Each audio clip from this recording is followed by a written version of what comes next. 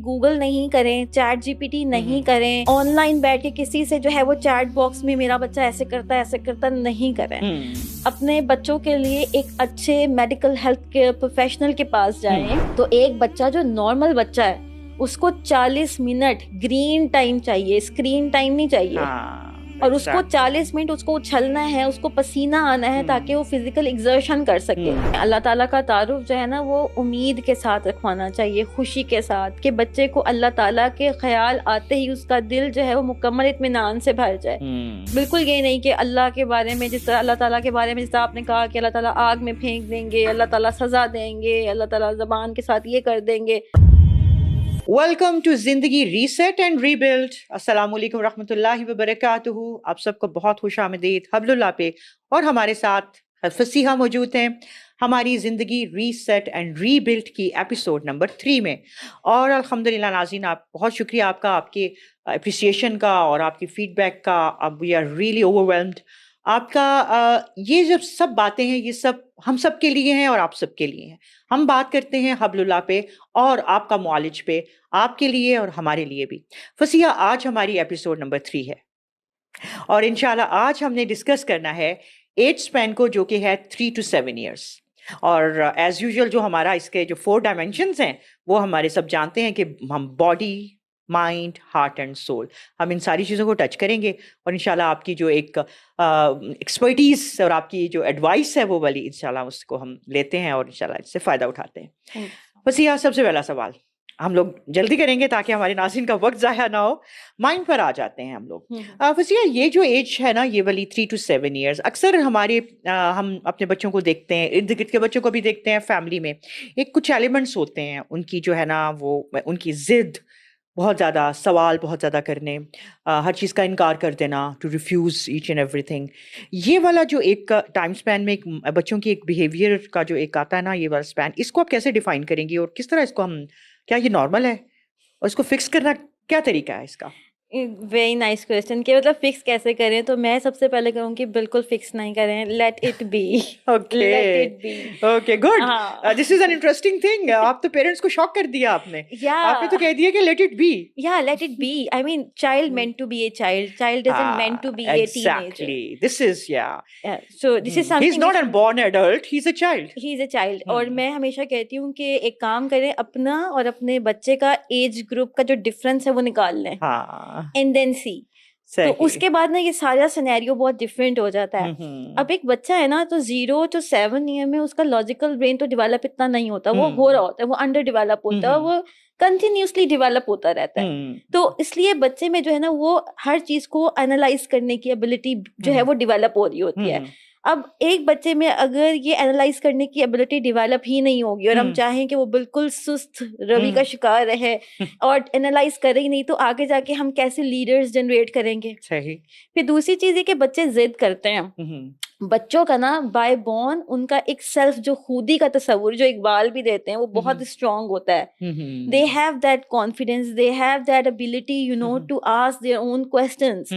और वो सवाल करते हैं और सवाल जहानत की अलामत है। सही।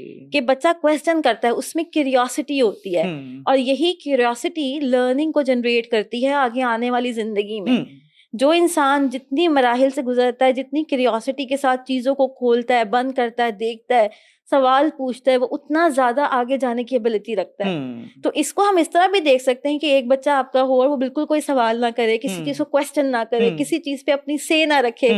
तो यही बच्चा जब 13 साल का होके खामोश रहता है तो आप कहते हैं इसका तो दिमाग ही नहीं चलता। ठीक है, तो जिसका चलता है वो फिर आपसे बर्दाश्त नहीं हो रहा होता। ठीक है, तो इसका मतलब ये कि बच्चों को उनकी सेल्फ, उनकी खुदी को परवान चढ़ने दें। अच्छा, मसला कहाँ पे आता है? जहाँ पे आप तरबियत नहीं कर रहे होते। और वो तरबियत हमने कैसे करनी है ना, जैसे एक बच्चा हर चीज पे जिद कर रहा है तो देखिए बच्चे में ना, बच्चे खैर के साथ आते हैं। बच्चों में पैदाइश के बाद लालच नहीं होती है, मतलब जब वो पॉर्न होते हैं वो क्लीन होते हैं। अब लालच हम उनको सिखाते हैं कि अच्छा तुम ये काम करोगे मैं तुम्हें मोबाइल दूंगा, तुम ये काम करोगे मैं तुम्हें चॉकलेट दूंगा, तुम ये काम करोगे मैं तुम्हें ये दूंगा। तो हम बच्चे की जो सलीम फितरत है उसको आलूदा करते हैं। अल्लाहु अकबर। और जब वो सलीम फितरत आलूदा हो जाती है और उसमें लालच आ जाती है और फिर हम जब चीजें नहीं दे रहे होते, वो रिएक्ट कर रहे होते हैं, क्योंकि उनको तो आपने आदत डाली है। सही। दे वर नॉट बाय बॉर्न कि वो आपसे चीजें पे जो है वो इस तरह से खींचातानी करें। आपने उनको असल में ये नियत की आलूदगी आपने उनमें डाली होती है। तो ये फिर एक पॉइंट होता है जहाँ पे सबसे पहले वालिदैन को एनालाइज करना है कि हम कहीं उसकी फितरत को आलूदा करने के लिए कुछ ऐसे काम तो नहीं कर रहे, कहीं हमने तो गलत चीजें सिखा तो नहीं दी हैं, कहीं लालच दे दे के मैं अपने बच्चे से अच्छे काम तो नहीं करवा रहा, कहीं प्रेज कर करके प्रेज जंकी तो नहीं बना दिया मैंने अपनी औलाद को। क्योंकि अगर हम ये काम करते रहेंगे, बच्चे नेगेटिव वे में अपनी, जिसको हम जिद और हठ धर्मी कहते हैं, उसके ऊपर परसिस्टेंट हो जाते हैं, उसके ऊपर जो है वो तकिया कर लेते हैं। तो हमें इस चीज को देखना है कि हम बच्चों में कहीं उनकी नीयत को आलूदा तो नहीं कर रहे। सही। और उनको फितरत सलीम पे रहने के लिए हम कितने हालात जो हैं वो प्रोवाइड कर रहे हैं, इनके नर्चर कैसे कर रहे हैं हम उनको। तो इसलिए पहली चीज ये देखें। और दूसरा ये कि सवाल करने को गलत नहीं समझें, इसको बेहतर समझें। जिद का मायने देखें, हम किस चीज को जिद कहते हैं, और ये देखें कि हम क्या रोल प्ले कर रहे हैं घर में, कि जिनसे बच्चे सीख रहे हैं कि किस तरीके से जिद करनी है और किस तरीके से आपने तंग करना है। एग्जैक्टली। तो फिर नाज़रीन, पता ही चल रहा है कि परेशान होने की ये बात नहीं है कि ये बच्चा सवाल क्यों कर रहा है, ये बच्चा इतना क्यूरियस क्यों है। अब परेशानी की बात ये है कि क्यों नहीं कर रहा। आप परेशान तब हो क्यों नहीं कर रहा, और अगर रॉन्ग वे में जा रहा है तो डेफिनेटली वी नीड टू, और सबसे पहले then again we need to look at ourselves कि हम किस तरह के साथ उसको, क्या चीज़ है ऐसी जो कि उसका इंक्लाइंड जो है ना उस जिद की तरफ चला गया है या गुस्से की तरफ चला गया है। अच्छा, एक और बात मैं आपको बताती हूँ। देखिए, अगर यही बात अभी हमने की कि एक बच्चा अगर जिद भी कर रहा है सपोज एक किसी लिमिट्स तक, या अगर वो क्वेश्चनिंग भी कर रहा है, या अगर वो बहुत ज़्यादा इस किस्म की चीज़, तो ये चीज़ तो समझे एक हेल्थ की तरफ देती है। हमारे यहाँ हमने पिछली दफ़ा भी एक चीज़ को डिस्कस किया था, तो हमने कहा कि इसको हम अगली एपिसोड में ज़्यादा डिटेल में डिस्कस करेंगे। वो ऑटिज़म है कि अगर बच्चा बिल्कुल इन चीज़ों से दूर है, और या अदर वर्ड्स मैं आपसे ये कहूँगी कि कौन सी ऐसी सिम्टम्स हैं कि जिनको हम ऑटिज़म की तरफ डाल सकते हैं, और ये क्या करेंगे कि क्या कि रॉन्ग लेबलिंग ऑफ ऑटिज़म क्या है।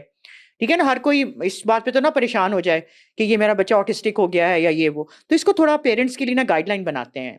बिल्कुल बिल्कुल, ये बहुत इंपॉर्टेंट सवाल है जी। कि देखें ऑटिस्टिक कहेंगे किसको। देखें, ऑटिस्टिक होने की कुछ अलामात हैं। बच्चे रिस्पॉन्स नहीं दे रहे होते, उनकी आई मूवमेंट्स नहीं हो रही होती हैं, वो अपने नाम के ऊपर आपको रिस्पॉन्ड नहीं करते, 1 साल के हो जाते हैं और नहीं कर रहे होते। आपको पहले 3 से 4 माह में और 6 माह के अंदर आइडिया हो जाता है कि there are the autistic symptoms in a child after 1 year, या आपको पहले 3-4 माह में भी पता लग जाता है, बिफोर 1 ईयर भी आपको आइडिया हो जाता है। और अगर उसके सिम्टम्स शुरू में नहीं है, लेकिन 3 to 4 ईयर्स में आपको क्लियरली चीज नजर आ जाती है। अब हमारे यहाँ क्या होता है कि हमें लेबल लगाने का बहुत शौक है, speech delayed, autistic, ADHD, these are the labels. ये बहुत वायरल लेबल्स हैं, और इसकी वजह से जो बच्चे इस मुश्किल का शिकार होते हैं, वो उनकी भी जो है वो कहते हैं ना हक तलफी हो जाती है समटाइम्स। तो जिन बच्चों में ऑटिस्टिक सिम्टम्स हैं, तो सबसे पहले राइट डायग्नोसिस एक बहुत इंपॉर्टेंट चीज है, और मल्टीपल जगहों से और क्रेडिबल रिसोर्सेज से बच्चों की जो है वो आप असेसमेंट जरूर करवाएं। अपने पीड्स के जो डॉक्टर होते हैं उनके पास जरूर जाएं, अपने मेडिकल हेल्थ प्रोफेशनल से जाके कंसल्टेशन लें। मैं एक चीज हमेशा कहूंगी, गूगल नहीं करें, चैट GPT नहीं करें, ऑनलाइन बैठ के किसी से जो है वो चैट बॉक्स में मेरा बच्चा ऐसे करता नहीं करें। अपने बच्चों के लिए एक अच्छे मेडिकल हेल्थ के प्रोफेशनल के पास जाएं, उनसे अपॉइंटमेंट बुक करें, और एक नहीं मैं कहूंगी 2-3 मल्टीपल लोगों के पास जाएं और क्रेडिबल लोगों के पास जाएं, and see what suits you well. और जिस तरह ऑटिस्टिक बच्चों की बात है, तो अगर हम देखते हैं तो पंजाब में इस वक्त लाहौर के अंदर पाकिस्तान का पहला ऑटिस्टिक स्कूल खुला है, पहली बार, और ये बहुत बड़ी ब्लेसिंग है हमारी पूरी माशाल्लाह लोगों के लिए कि अल्लाह ताला ने जो है ना एक उनको जगह अता फरमा की है यहाँ पे। और मैं कहती हूँ कि this is the very time कि हमने अपनी लाइफ में ऑटिस्टिक बच्चों के लिए एक पूरा इन्वायरमेंट देखा कि किस तरह उनकी टेक केयर हो रही है, और ये मैं कहती हूँ पंजाब गवर्नमेंट का एक बहुत बड़ा जो है वो एक कदम है। इस चीज की एक्नॉलेजमेंट ही बहुत बड़ी बात है, और उसके बाद एक्नॉलेजमेंट के बाद आपके पास स्पॉट्स हैं, तो मैं कहूँगी ऐसी जगहों पे जाएं, उनको विजिट करें, देखें और सही असेसमेंट करवाएं और गलत लेबल ना करवाएं। क्योंकि हमारे यहाँ क्या होता है कि लेबलिंग जो है ना और रॉन्ग असेसमेंट समटाइम अपनी जो है वो फाइनेंशियल या किसी भी तरह की कन्वीनियंस के लिए लोग कर रहे होते हैं, इंसेंटिव्स लेने के लिए कुछ ना कुछ लोग अपने बिल्कुल बच्चों का कहते हैं ना, वो उनको दांव पे लगा रहे हैं। बिल्कुल। तो ये लेबल्स अच्छे नहीं हैं। हमारे पास कितने क्लाइंट्स आते हैं जो मतलब टीन एज में होते हैं और वो चलना फिरना, रूम से निकलना बंद कर देते हैं because of the wrong labelling, और वो बिल्कुल ठीक होते हैं, but somebody came and give them the labels और उसके बाद they start living those labels. तो ये बहुत एक स्वेयर इशू है। तो पेरेंट्स को चाहिए कि अपने बच्चों को राइट डायग्नोसिस जरूर करवाएं, क्रेडिबल डॉक्टर्स के पास जाएं, एक्सपर्ट्स के पास जाएं, चैट जीपीटी गूगल ना करें, और मेडिकल हेल्थ केयर प्रोफेशनल्स के पास जरूर जाएं ऑटिस्टिक बच्चों को लेकर। बिल्कुल, और अपनी सी डायग्नोसिस ना निकालते रहें खुदा के लिए। और अगर वो वाकई ही किसी तरह के साथ वो बच्चा डायग्नोज हो जाता है कि ऑटिस्टिक है, तो अब अल्लाह का शुक्र है, हमारी एक ब्लेसिंग है, ऐसी जगहों पे लेके जाएं और बच्चों को आइसोलेट ना कर दें। उनको ये ना समझ लें कि ये अब हमारी फैमिली का एक हिस्सा ही नहीं है, बल्कि तो वो बच्चे हैं शायद हमारे लिए आजमाइश है और उनको ज्यादा वक्त देने की जरूरत है। बिल्कुल। और ये ना एक टेंडेंसी होती है, बीमारी नहीं है, this is not a disease. They actually can listen, they can behave well, they can learn many things. आपको देखें, जिस चीज की आपको समझ ना आए उसको मुश्किल करार देना गलत बात है। तो हमें इस चीज को समझना होगा कि वो कौन सी टेंडेंसीज हैं, और हमें जर्नल लेवल पे ये अवेयरनेस क्रिएट करनी होगी पेरेंट्स के दरमियान कि उनको मालूम हो कि बच्चों का आपस में एक दूसरे से मुख्तलिफ होना उनके बीमार होने की अलामत नहीं है। आपको उनके उस मुख्तलिफ बिहेवियर को लेकर ही उनकी तरबियत करनी है, उसको मैनेज करना है, और दे आर नॉट, मतलब वो किसी से कम नहीं है, they have their own world. बिल्कुल, और आपने उसको मुज़य्यन कर देना। बिल्कुल। लेकिन ये है कि किसी को मैनेज करने के लिए आपको थोड़ा कम वक्त लगता है और किसी के लिए आपको ज्यादा रिक्वायर्ड है। तो अगर इनको ज्यादा रिक्वायर्ड है तो they have to give it. बिल्कुल जबरदस्त बात होगी। आ जाते हैं इसके ऊपर, बॉडी पे आ जाते हैं हम लोग। फसीहा, हम अक्सर ये देखते हैं कि एक बड़ा एक क्रिटिकल सा क्वेश्चन है आपके साथ, इसकी वजह भी बल्कि मैं जानना चाहूंगी। 3 to 7 ईयर्स जो एज है ना, हम अपना आप एक मेरा सर्वे भी कर लें और ये ओवरऑल हम देखें भी, तो किडनैपिंग बहुत ज्यादा इस एज के बच्चों की होती है, जिसको कि मैं ये कहूंगी कि ये चाइल्ड ट्रैफिकिंग भी होती है। तो ये एक बहुत ही खतरनाक तरीन, मैं कहती हूँ, कि एलिमेंट है। और इसकी क्या है, इसके बारे में क्या आप कहेंगी? देखिए, ह्यूमन ट्रैफिकिंग जो है वो एक रियल इशू है। Absent files also the evidence of this, you know, the corruption. तो ये बच्चों की ट्रायल ट्रैफिकिंग, क्योंकि इस साल के जो बच्चे होते हैं ना, पेरेंट्स ज्यादातर उनको जिद्दी कह के साइड पे कर देते हैं, अकेले घर से बाहर निकाल देते हैं। बच्चे तंग कर रहे होते हैं, पेरेंट्स कहते हैं चलो जान छुड़ाओ, घर से बाहर चले जाएं, कहीं शॉपिंग वगैरह के लिए गए होते हैं, तो ये बच्चे हाथ छुड़ा के जाते हैं, because this is the age of curiosity और एडवेंचर। तो इस मामले को इस तरह देखते हैं कि human trafficking is very real. बच्चे फरोख्त होते हैं, और आप लोगों ने अक्सर रोड्स पे देखा होगा कि जहाँ पे बच्चे खड़े होते हैं उस पूरे गैंग के साथ, और वो कहीं से भी मेल नहीं खा रहे होते कि ये इनसे बिलोंग करते हैं। This seems like a very decent, you know, up build. तो हमें नजर आती हैं, और ये बहुत तकलीफ की बात है। और इस सिलसिले में मैं तो हमेशा से ये चीज कहती हूँ कि हम जब बाहर निकलते हैं सड़कों पे, एक हेल्पलाइन नंबर होता है गवर्नमेंट ऑफ पंजाब की तरफ से, कि उसके ऊपर कांटेक्ट करें, और अगर आपको कोई ऐसा बच्चा लावारिस और लापता मिलता है तो उनको मुत्तला करें, ताकि हुकूमती इदारे उनको देख सके। दूसरी चीज के पेरेंट्स को इस एज ग्रुप में बहुत ज्यादा ख्याल रखने की जरूरत है अपने बच्चों की। उनको अकेले घर से बाहर निकालना इस चीज के नाम पे कि हम जो है बस उनको दुनिया दिखा रहे हैं, दुनिया उन्होंने आगे देखनी है। आप बेफिक्र हो जाएं, आप कहें ना कहें, दुनिया वो आगे जरूर देखेंगे। लेकिन अल्लाह ने जो आपको अमानत दी है उसकी हिफाजत आप लोग जरूर कीजिए, और अल्लाह से दुआ करें, हिफाजत की दुआएं पढ़ें। अल्लाह ताला किसी भी पेरेंट को ऐसा गम ना दिखाए, ऐसा दुख ना दिखाए, ऐसी तकलीफ ना दे। अल्लाह ताला सबको महफूज रखें, और कोशिश करते रहें अपनी तरफ से ना, मुकम्मल कोशिश करें, ख्याल करें। मामलात खैर और शर के अल्लाह के हाथ में है, और खैर की कुंजी भी अल्लाह के हाथ में, बट अपनी कोशिश पूरी करें कि इस तरह के जो इंसान सिर्फ भेड़िए हैं उनसे बचा के रखें। बिल्कुल, यानी कि इस एज के अंदर स्पेसिफिकली अपनी जान छुड़ाने के लिए, अपने आप को कंफर्ट और ईज में रखने के लिए, कि मेरा सर दर्द कर रहा है, तुमने तो मेरा सर खा लिया, जाओ बाहर जाके साइकिल चलाओ, जाओ बाहर जाके दोस्तों के साथ खेल लो, जाओ इस तरह के साथ कर लो। No, a complete no to this thing, definitely. ये एक, अगर हम आते हैं फसीहा इसकी तरफ, देखिए ये वाली एज के बच्चे अक्सर बहुत ज्यादा एक हाइपर एक्टिव भी होते हैं। अक्सर हम ये लफ्ज सुनते भी हैं। पहले तो ये देखिए, आप डिफाइन करें कि ये आप एक्चुअली हाइपर एक्टिवनेस होती क्या है। देखिए, यही कॉजेज बनते हैं ना, बाज़-औक़ात तो यही कॉज है जी कि ये बच्चा तो किसी तरफ टिकता ही नहीं है, इसने तो जान ही खा मारी है, और ये हो गया वो हो गया, चलो जाओ बाहर। ये भी रीजन बनती है। निकले अल्लाह ना करे किसी की तरफ ये वक्त आए कि कोई ये किसी किडनैपिंग का कोई केस हो जाता है, तो ये आप हम पेरेंट्स को बताते हैं कि हाइपर एक्टिवनेस एक्चुअली है क्या और डील किस तरह किया जाए इस चीज को। अच्छा, ये बहुत ही इंटरेस्टिंग सवाल है और पेरेंट्स बार बार सवाल करते हैं कि हाइपर एक्टिविटी क्या, और हमारे बच्चे हाइपर एक्टिव हैं। जिस मदर को देखते हैं वो यही लेबल कर रहा होता है हर बच्चे को। देखें, अल्लाह ताला ने बच्चे को बच्चा बनाया है, अब वो आपकी तरह सारा दिन एक जगह पे सुकून से बैठ के नहीं गुजार सकते। वो उछलेंगे कूदेंगे, ये उनकी उम्र है। लेकिन हमारा ना एक बहुत बड़ा अलमिया है, हमें घर डेकोरेट चाहिए हमें सोफों पे कोई उछलता हुआ नहीं चाहिए, कोई रिंकल नहीं चाहिए, हमें कोई रिंकल नहीं चाहिए, हमें घर में खिलौने भी फैले हुए नहीं चाहिए। हमें मतलब एक बिल्कुल फैंसी होम चाहिए, शोर शराबा भी नहीं चाहिए, कुछ नहीं चाहिए। हमें ना बच्चे का बच्चा होना नहीं चाहिए। एग्जैक्टली बच्चा चाहिए लेकिन वो बच्चा ना हो। बच्चा चाहिए पर बच्चा नहीं होना चाहिए, ठीक है। तो ये हमारी एक डिमांड है। सही। और ये बड़ी एक मैं कहूंगी गैर फितरी डिमांड है, ठीक है। सही बात तो बच्चे तो एक्टिव होते हैं। अब अच्छा, हाइपर एक्टिव हम किसको कहते हैं? जब वो जरूरत से ज्यादा उछलते हैं। पहली चीज तो हम उछलने नहीं देते, और फिर जब वो बेचारे उछलना चाहते भी हैं तो हम कहते हैं ये तो हाइपर एक्टिव है, इसकी बिहेवियर थेरेपी शुरू करा दो। अच्छा, लेकिन इन सब चीजों से पहले हम थोड़ा देखें तो सही कि सुबह नाश्ता होता है तो आप एक जूस देते हैं जिसमें फुल शुगर होता है, फिर थोड़ी देर बाद आप उसको एक बन देते हैं उसमें भी शुगर होता है, और फिर आप उसको जेलीज और टॉफीज और बिस्किट्स और चिप्स देते हैं जो खुद शुगर इनटेक का एक बहुत बड़ा जो है वो एक एलिमेंट है, एक सोर्स है। तो एक बच्चा जो नॉर्मल बच्चा है उसको 40 मिनट ग्रीन टाइम चाहिए, स्क्रीन टाइम नहीं चाहिए। और उसको 40 मिनट उसको उछलना है, उसको पसीना आना है ताकि वो फिजिकल एक्सर्शन कर सके।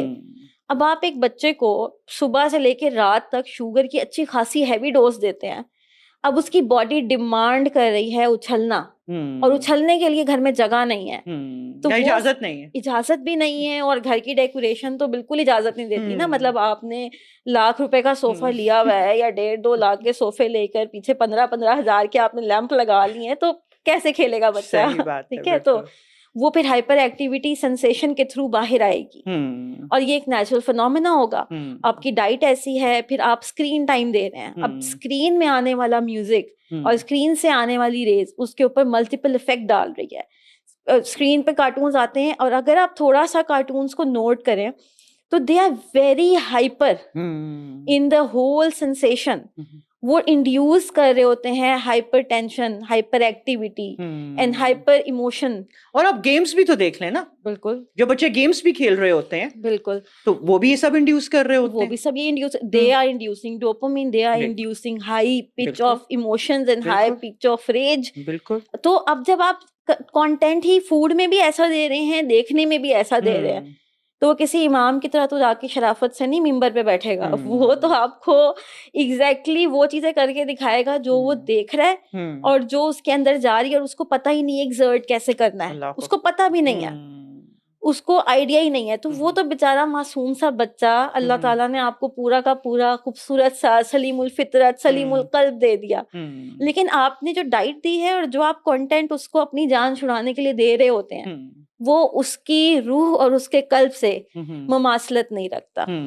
वो डिफरेंट है। उसको नेचुरल इन्वायरमेंट दें। नेचुरल इन्वायरमेंट में बच्चा नेचुरल प्ले करता है। बच्चे मट्टी में भी खेलेंगे, बच्चे सोफों पे भी उछलेंगे, और मैं हमेशा ये कहती हूँ कि अपना रूम एक अलग कर दें और बच्चों को पूरा घर दे दें। सही। आपको जरूरत नहीं है अपने घर को। देखें, हम हमेशा कहते हैं हम दीन पे चलना चाहते हैं, हम नबवी सल्लल्लाहु अलैहि वसल्लम मेथड पे चलना चाहते हैं, हम सादगी इख्तियार करना चाहते हैं, लेकिन हमारे अमाल में नहीं है।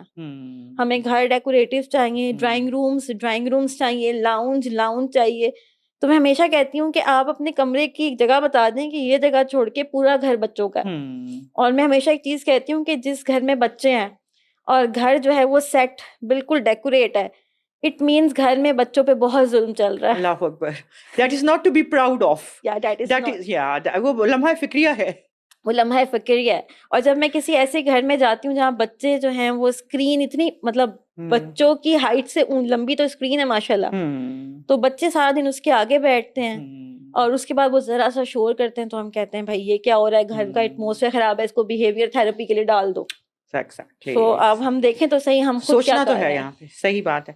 तो बिल्कुल सही बात है। यहाँ अगर एक और चीज भी हम तो कर सकते हैं ना, देखिए ट्रेनिंग है ना बच्चे की, आप कुछ वक्त के लिए बच्चों को देखिए रूल्स एंड रेगुलेशंस आप बना दो, ठीक है, ये रूल्स एंड ये रेगुलेशंस हैं बिटवीन इन दीज कीपिंग के, उनको भी पता चले कि कुछ रिस्ट्रिक्शंस हमारे ऊपर हैं। फिर अगर वो कुछ मैसअप भी कर रहे हैं, कुछ कर रहे हैं, फिर उनकी ड्यूटी भी लगाओ कि you are suppose to clean it up, yes, you know at this and this moment, ये आपके वो है, आप इसको करो, तो then do whatever you want to do. Means give freedom also and give some kind of restrictions also, that they should be trained in a way कि वो बिल्कुल ही ऐसे मतलब शुतर पे महार जो है ना वो गन डाल कर बैठे भी नहीं रहे। Exactly. अच्छा, इस पे आप आ जाते हैं हम लोग फसीहा। हमारा अगला है जो एक कंपोनेंट और हमारा जो डायमेंशन जिसको हम टच करते हैं, बहुत इंपॉर्टेंट, हार्ट। ठीक है, अब एक वो मासूम बच्चे का भी दिल है, ठीक है, जिस तरह के साथ अल्लाह ने बड़ों को दिया है, उनके जो जो दिल चाहते हैं उन बच्चों के भी दिल चाहते हैं, या उनके दिल की एक कैफियत भी के अंदर है। हम अक्सर ये देखते हैं कि कुछ बच्चे बहुत ज़्यादा एक्स्ट्रा सेंसिटिव होते हैं। उस एक्स्ट्रा सेंसिटिवनेस के अंदर हम देखते हैं कभी वो बच्चा, ज़ाहिर है वो बहुत चीज़ों को फील करते हैं, या अल्लाह नोज़ के यू नो, वो भी मेरे ख्याल के मुताबिक आप बेहतर अभी डिफाइन कर लेंगे कि सिचुएशंस क्या हो सकती हैं उसमें। कभी हम देखते हैं कि दे आर एक्सेसिवली क्राइंग, ठीक है ना, कभी हम देखते हैं कि जब कोई सुनवाई नहीं हो रही या कोई और कुछ भी नहीं है, कोई रीज़न भी नहीं है, they might start beating their siblings too और समबडी आउटसाइड, या स्कूल से कंप्लेन आ गई है जी आपका बच्चे ने तो ऐसे मारा है किसी को, या बाहर या घर में, ऐसे सिचुएशंस में ये हार्ट से लिंक करती हैं ये चीज़ें। तो ये बताइए कि ये क्या है? बिल्कुल, ये सब चीज़ें जो हैं वो हार्ट से ही लिंक करती हैं, ठीक है। दिल जो है ना उसकी एक साख्त होती है, ठीक है, दिल का एक प्रिपरेशन होती है। अब ये चीज़ें, अब जब हम बात करते हैं प्रेगनेंसी की, तो ये वहाँ से भी आ रही होती हैं, जैसे हमने डिस्कस किया था बच्चों के अंदर।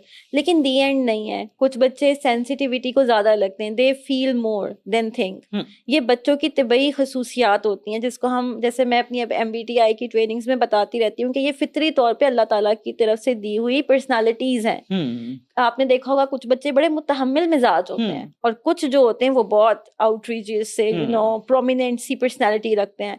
कुछ जो हैं वो बहुत ज़्यादा फील करते हैं, बहुत ज़्यादा दिल पे चीज़ें लेके जाते हैं, और कुछ जो हैं वो बहुत सोच समझ के फैसले करते हैं। और ये हमने सिखाया नहीं होता, ये बचपन से होता है, ये फितरी तौर पे अल्लाह ताला की तरफ से नेचर बच्चों की होती है। अब कहाँ पे ये नेगेटिव है, कहाँ पे ये पॉजिटिव रहेगी? तो देखें, जहाँ पे अगर आपका बच्चा हर बात पे ही रोना शुरू कर देता है और बहुत ज़्यादा सेंसिटिविटी आ गई है, तो ये तो फिर एक ऐसी अलामत है जहाँ आपको वहाँ पे उसकी रहनुमाई करनी है।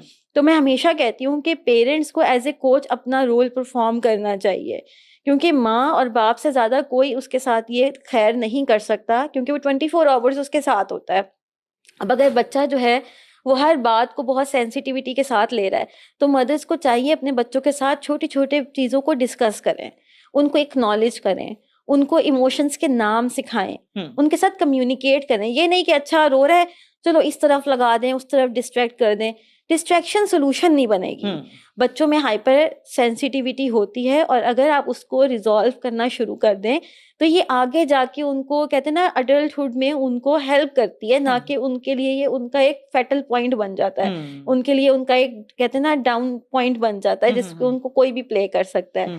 और as far as the child जो कि मार धाड़ करता है और मारता है, स्कूल में मार के आता है, या वो बुली करता है, या वो किसी भी तरीके से हार्म देता है, तो सबसे पहले तो देखना चाहिए वो ये चीज अपने इर्द गिर्द के एनवायरनमेंट में कहाँ से सीख रहा है।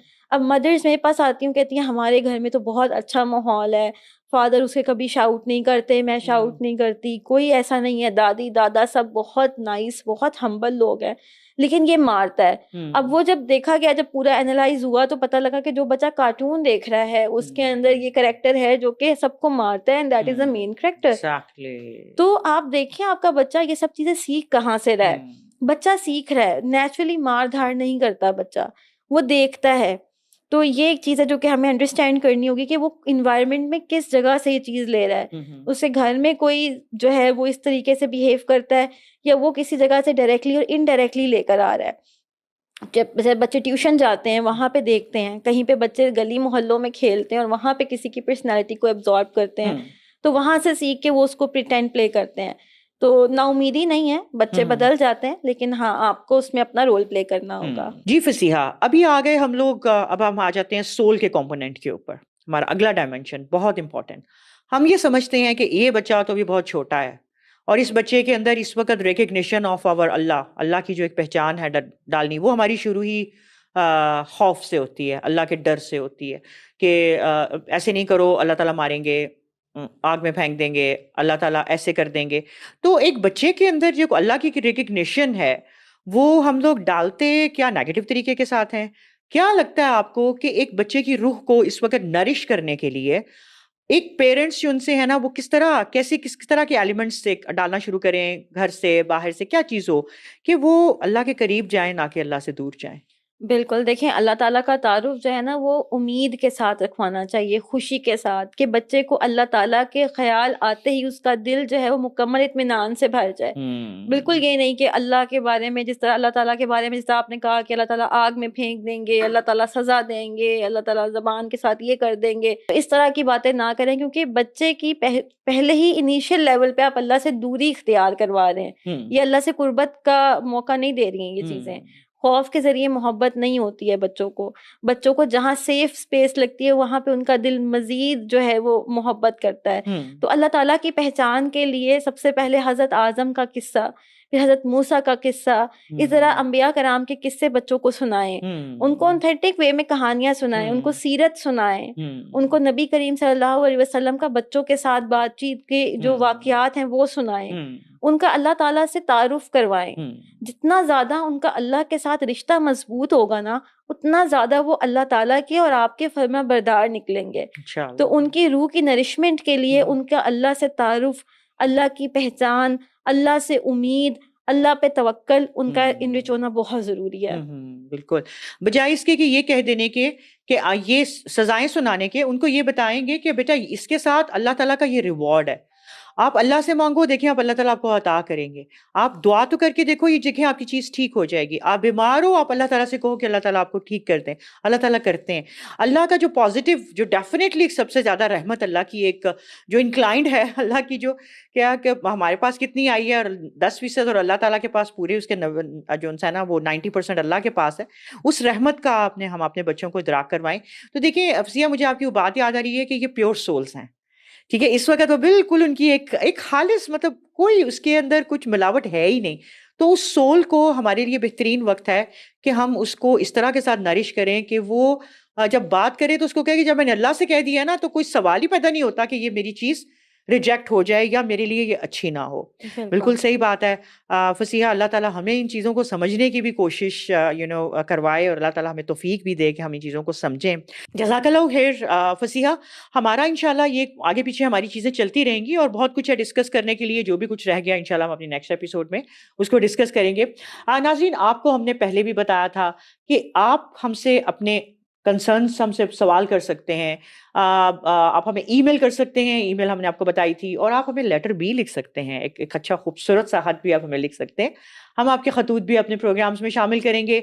एड्रेस और जो ईमेल एड्रेस आप देख रहे हैं स्क्रीन के ऊपर, डू कॉन्टेक्ट विद अस। और अल्हम्दुलिल्लाह आप देख रहे हैं कि हमारी पूरी कोशिश है कि हम आपके फ़ायदे की बात करें और अपने फ़ायदे की भी बात करें। Do let us know what else you want us to do with. जज़ाकल्लाहु खैर। अस्सलाम वालेकुम।